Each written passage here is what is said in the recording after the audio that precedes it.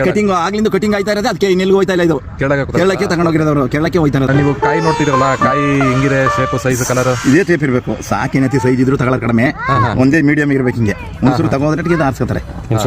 ಮುನ್ಸೂರು market ಅಲ್ಲಿ ಕೇರಳದಲ್ಲಿ ಇದೆ ಕೇಳೋದು. ಈ ಲೋಕಲ್ ಎಲ್ಲ ಸ್ವಲ್ಪ ತಪ್ಪ ಕೇಳ್ತಾರೆ. ಇದೆಲ್ಲ ಏನಿದ್ರು ಇದೇ ಸೈಜ್ ಚೆನ್ನಾಗಿ ಕೇಳ್ತಾರೆ ಇದನ್ನ ಲೋಕಲ್ಗೆ.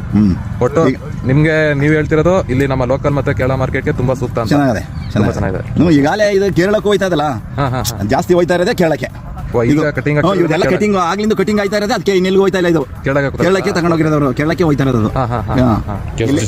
ವೆಜಿಟೇಬಲ್ಸ್ ಸತೀಶ್ ಅವರೇ ತುಂಬ್ತಾ ಇರೋದು ಇಲ್ಲಿ. ಫಸ್ಟ್ ಇಂದುವೆ ಒಂದೆರಡು ಕುಯ್ಲೇನೆ ಬೇರೆ ಕಡೆ ತುಂಬಿದ್ರು, ಇನ್ನು ಅವರು ಸತೀಶರೇ ತುಂಬ್ತಾ ಇರೋದು. ಇನ್ನು ಕೊನೆಗಂಟ ಅವರೇ ತುಂಬ್ತಾರೆ. ಅದು ಕೇರಳಕ್ಕೆ ಒಳ್ಳೆ ಮೀಡಿಯಂ ಹಣ್ಣು, ಒಳ್ಳೆ ಚೆನ್ನಾಗಿದೆ. ಕಲರ್ ಇರಬೇಕು.